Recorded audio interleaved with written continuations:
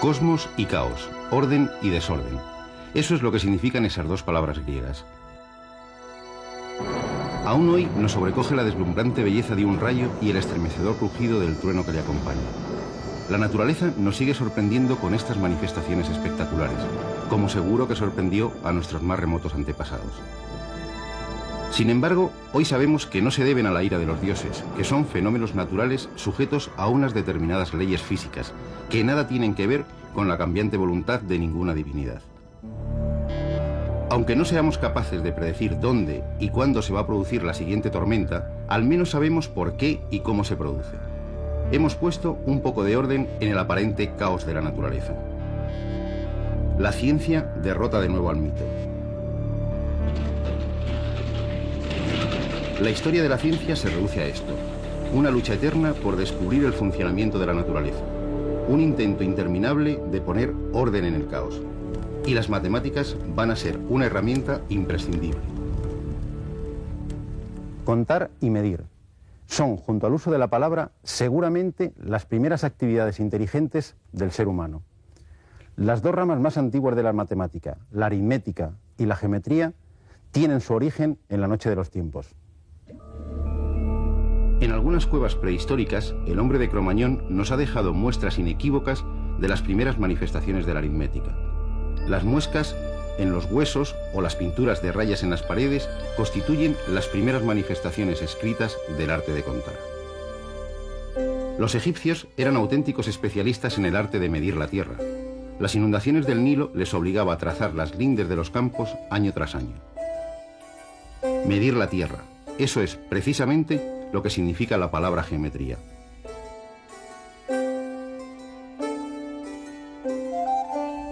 Pero aún hay un largo camino que recorrer entre esas manifestaciones utilitarias de las matemáticas y el auténtico nacimiento de la matemática como ciencia. Ese largo camino nos lleva irremediablemente al mundo griego del siglo VI a.C. Tales y sobre todo Pitágoras van a dar uno de los saltos más importantes de la historia de la humanidad. A ellos les debemos términos hoy tan habituales como demostración o teorema, lo que se ve. Incluso la palabra matemática, lo que se aprende, se la debemos a Pitágoras. Con ellos, las matemáticas dejan de ser algo exclusivamente práctico para convertirse en una actividad intelectual. Y comienza la dura batalla entre orden y caos, la lucha por explicar la naturaleza bajo la luz de la razón. Para los pitagóricos, los números abstractos constituían el principio y la explicación última de todo el universo. Todas las cosas que pueden ser conocidas tienen número, pues no es posible que sin número nada pueda ser conocido ni concebido. El orden y la armonía del cosmos explicados a través de los números y de la geometría. A ellos les debemos el primer modelo geométrico para explicar el funcionamiento del universo, un modelo que va a sobrevivir durante más de 2000 años. Pitágoras situaba la Tierra en el centro del universo y girando en torno a ella, en órbitas circulares situadas en esferas concéntricas, giraban la Luna, el Sol y los planetas. Envolviéndolo todo estaba la esfera de las estrellas fijas. Las distancias entre las esferas estaban relacionadas entre sí como las cuerdas de una lira, de tal forma que los astros al desplazarse producían diversas notas musicales, la música de las esferas celestes. La esfera y el círculo, las formas geométricas perfectas, la armonía de la lira, las matemáticas y la música de la mano en la primera victoria del orden sobre el caos. Platón, el famoso filósofo griego, fue más allá, llegando a afirmar que Dios, el creador del universo, utiliza siempre procedimientos geométricos. Convencido de la actuación de Dios como un geómetra, Platón, en su diálogo Timeo, asocia cada principio elemental con uno de los poliedros regulares, los sólidos platónicos. El fuego, el elemento más ligero, es el tetraedro, formado por 4 triángulos equiláteros, el sólido regular más sencillo. El aire, el segundo elemento, se compone de 8 triángulos unidos entre sí, el octaedro. El agua nacería de la unión de 20 triángulos equiláteros, sería el icosaedro. La tierra, el elemento más pesado, lo formaría la reunión de 6 cuadrados, un cubo. Y termina Platón diciendo: puesto que todavía había una quinta composición, el dios la utilizó para el universo cuando lo pintó. Esa quinta composición es el dodecaedro, un sólido regular formado por 12 pentágonos. ¿Cómo poder sustraerse a la increíble belleza de un modelo geométrico tan armonioso como suprema expresión del orden en el universo?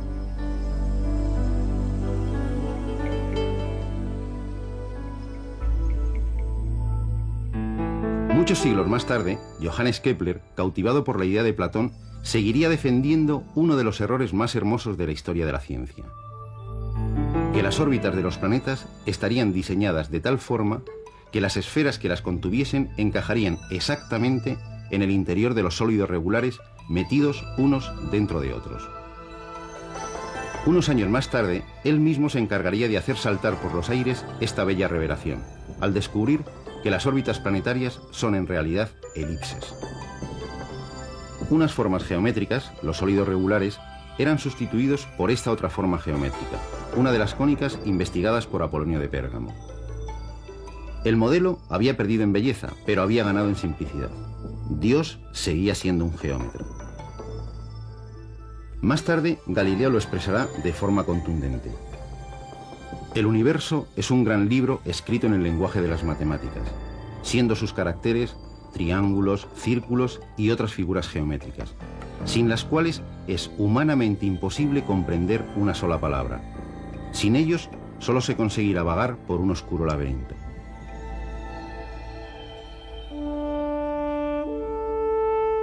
Desde Platón, la historia de la ciencia será la búsqueda de ese modelo geométrico, de esas leyes que controlan el funcionamiento del cosmos, la búsqueda de ese orden inmutable capaz de explicar todos los fenómenos naturales.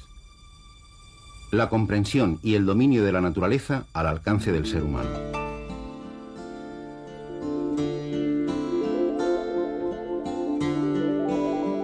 Aristóteles situará la Tierra en el centro del universo y el frente de batalla entre el orden y el caos en la esfera de la órbita lunar. Por encima de ella, el mundo celeste, perfecto, inmutable y perpetuo, el reino del orden. Por debajo, el mundo terrestre, constituido por los 4 elementos, tierra, agua, aire y fuego, intercambiándose entre sí. Un mundo imperfecto, cambiante e impredecible, el reino del caos.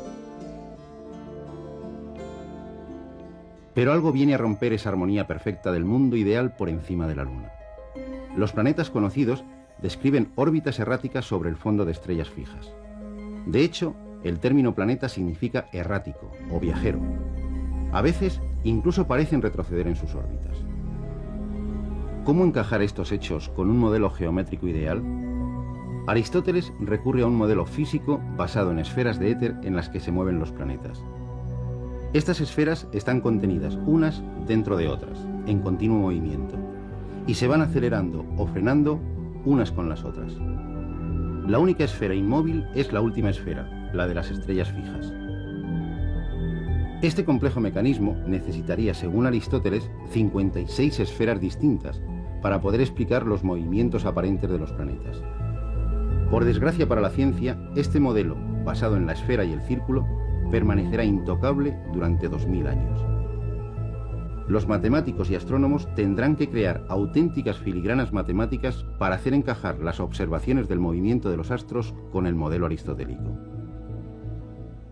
La más conseguida será la de un astrónomo de Alejandría, que vivió en el siglo II de nuestra era, Claudio Ptolomeo.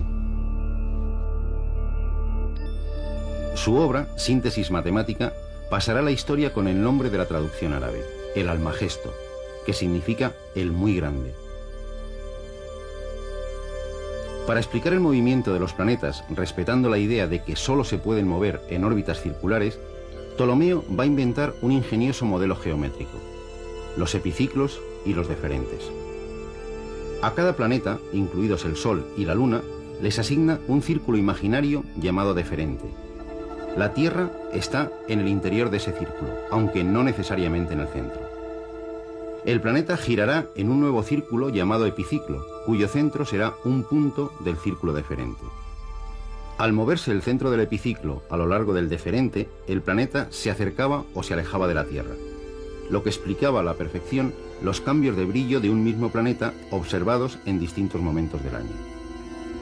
Ptolomeo pensaba que en realidad los planetas no se movían así, pero su modelo geométrico explicaba a la perfección lo que cualquier astrónomo veía en el cielo. Los astrónomos que vinieron tras él tomaron su modelo como un dogma y aplicaron penosos cálculos matemáticos para realizar tablas que predijesen la posición de todos los planetas conocidos. Una de las más completas fueron las del rey castellano Alfonso X el Sabio, las famosas tablas alfonsíes. Eran de elaboración tan compleja que le hicieron exclamar al sensato rey Alfonso: «Si el Señor Todopoderoso me hubiera consultado antes de embarcarse en la creación, le habría recomendado algo más simple». Con tablas como estas e instrumentos similares a este astrolabio, muchos astrónomos ocuparon buena parte de sus noches en descifrar el orden que impera en un firmamento inmutable. Aunque uno de sus fines hoy no estaría muy bien visto por la comunidad científica: la elaboración de horóscopos. En esta época, como en muchas otras a lo largo de la historia, la astrología ha viajado al lado de la astronomía. A finales del siglo XVI, un joven toscano va a hacer temblar los principios de la interpretación del universo físico, tanto por debajo como por encima de la frontera de la esfera lunar: Galileo Galilei. En el mundo terrestre intentó descubrir las leyes que rigen el movimiento de los cuerpos. En una época en que las disputas políticas se arreglaban con excesiva frecuencia a cañonazos, nadie se había parado a investigar cuál era la trayectoria real de un proyectil. Galileo demostrará que su trayectoria describe un arco de parábola antes de impactar en el blanco. Pero también descubrirá que todos los cuerpos caen al suelo con la misma aceleración. Galileo será el fundador de una nueva ciencia, la cinemática, e intentará explicar todos los movimientos mediante leyes matemáticas. Los ejércitos del orden matemático sitúan el frente de batalla contra el caos en la misma superficie terrestre. Pero un extraño instrumento, inventado por los holandeses, va a hacer tambalear toda la doctrina oficial de la Iglesia basada en las ideas aristotélicas. Es el telescopio. Gracias a él, Galileo va a destrozar una visión del universo que había prevalecido durante más de 2000 años. El mundo más allá de la Luna no es tan perfecto como decía Aristóteles. La Luna no es una esfera perfecta, sino que presenta cráteres como la misma Tierra. Júpiter tiene satélites que orbitan a su alrededor. Y hasta el Sol tiene manchas. Le costaría la vista y casi la vida, pero había desterrado la vieja idea de que la Tierra era el centro del universo. Y había conseguido algo mucho más importante: convertir la experimentación en el motor fundamental de la ciencia. La Iglesia le condenó, pero la Tierra se mueve. El mismo año que muere Galileo, nace un genio que va a ganar la batalla más importante en la guerra del orden contra el caos. Es Isaac Newton. ¿Por qué cae una manzana al suelo y en cambio la luna no cae sobre nuestras cabezas? Y aquí surge el genio. La manzana no es la luna, pero la fuerza que hace que la manzana caiga al suelo es la misma que permite a la luna seguir en su órbita. De hecho, la luna también cae hacia la Tierra. Gracias a ello, nuestro satélite ilumina nuestras noches mes tras mes. Newton había dado un paso de gigante en la búsqueda del orden en el universo. Había descubierto la ley de gravitación universal, una ley matemática que ponía un orden definitivo en el movimiento de todos los cuerpos, no importa dónde estuvieran, en la superficie terrestre o en los confines del sistema solar. Había descifrado el sistema del mundo. Pero para ello había necesitado unas nuevas y potentes herramientas matemáticas, unas herramientas que él mismo tuvo que fabricarse: el cálculo diferencial y el cálculo integral. Unas herramientas que de manera irrefrenable han extendido las fronteras del reino del orden matemático por casi todos los rincones del mundo científico. Parecía que el orden había derrotado definitivamente al caos, que los hombres podrían mirar directamente a la cara de los dioses y decirles que habían descubierto su secreto, que ellos también eran geómetras. El gran anhelo del ser humano, conocer el futuro, parecía al alcance de la mano. Si pudiésemos medir las posiciones y la velocidad de todas las partículas del universo, podríamos leer su pasado y su futuro. Por desgracia, no todo era tan simple. La herramienta matemática era potente y casi mágica, pero no solucionaba todos los problemas. Newton había dictado los principios, elaborado la teoría y formulado las leyes. Pero ahora había que medirlo todo. Medir, aplicar las fórmulas matemáticas y conocer. Así de simple. Los matemáticos del siglo XVIII recogieron el reto. Los Bernoulli, Euler, D'Alembert, Lagrange y Laplace, entre otros, se lanzaron a completar y explicar el universo newtoniano. La necesidad de organizar las medidas daría origen, en plena Revolución Francesa, al sistema métrico decimal. Y la comunidad científica se embarcó en el proyecto de medida más ambicioso de la historia, la medida de nuestro propio planeta, es decir, la longitud del meridiano terrestre. Proyecto que de paso iba a zanjar la vieja polémica entre Newton y Cassini sobre si la Tierra estaba achatada por los polos, como postulaba Newton, utilizando deducciones matemáticas, o achatada por el ecuador, como sugerían las medidas de Cassini. La Academia de Ciencias de París promovió dos expediciones, una cerca del Polo Norte, en Laponia, comandada por Maupertuis, y otra en América, cerca del Ecuador, en la que participaron Godin, Bouguer, La Condamine y los españoles Jorge Juan y Antonio de Ulloa. Su paciencia, mirando siempre puntos alejados del horizonte, les ganó entre los habitantes de la zona el apelativo de los caballeros del punto fijo. Con instrumentos como estos, entre los que se encontraban un cuadrante de pie, un nivel geodésico, una brújula o un barómetro, los expedicionarios se pusieron a la tarea de medir la distancia lineal y la distancia angular entre dos puntos, para poder determinar la longitud de un grado de meridiano. Los puntos elegidos fueron las ciudades de Quito y la de Cuenca. Las herramientas matemáticas, la triangulación y la trigonometría. La geometría había cumplido el supremo objetivo encerrado en su nombre. Había medido por fin las dimensiones de la Tierra. Y de paso había dado la razón a Newton y al determinismo científico. La Tierra no era una esfera perfecta, como hacía muchos siglos había defendido Platón. Era un elipsoide achatado por los polos. Desde que Newton publicara en 1687 sus Principia Mathematica, una idea va a impregnar hasta el último rincón todas las disciplinas científicas. La naturaleza tiene sus leyes matemáticas y el ser humano puede encontrarlas. Los científicos pensaron que el universo es un engranaje que funciona como un mecanismo de relojería. Las medidas precisas y las ecuaciones diferenciales podrán predecir el estado de cualquier sistema conociendo las condiciones del mismo en un momento determinado. Y efectivamente, las leyes de Newton nos han permitido calcular las órbitas de todos los planetas y predecir los eclipses. Incluso han hecho posible que el hombre haya puesto el pie en la Luna y enviado naves hasta los confines del sistema solar. Pero esas mismas ecuaciones son incapaces de predecir el movimiento de las miles de gotas que forman un torrente. El sistema es demasiado complejo. Otra rama de las matemáticas, la teoría de las probabilidades, iniciada en Francia por Fermat, Pascal y Laplace, va a venir a solucionar en parte el problema. El análisis estadístico, el estudio de promedios, va a ser la herramienta matemática para resolver el estudio de este tipo de sistemas complejos. No sabremos lo que hará cada una de las gotas del torrente, pero al menos sabremos lo que hará este globalmente. Las matemáticas también podían poner orden en el reino del azar.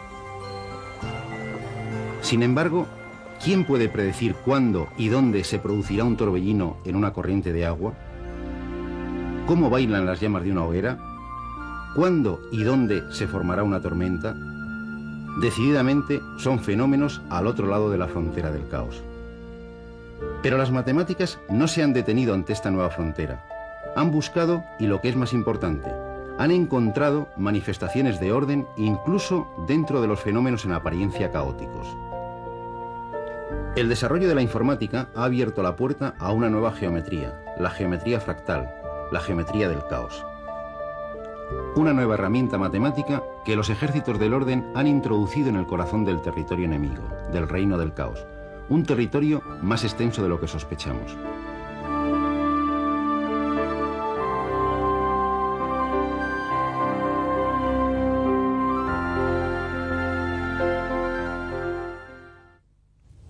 a su alrededor.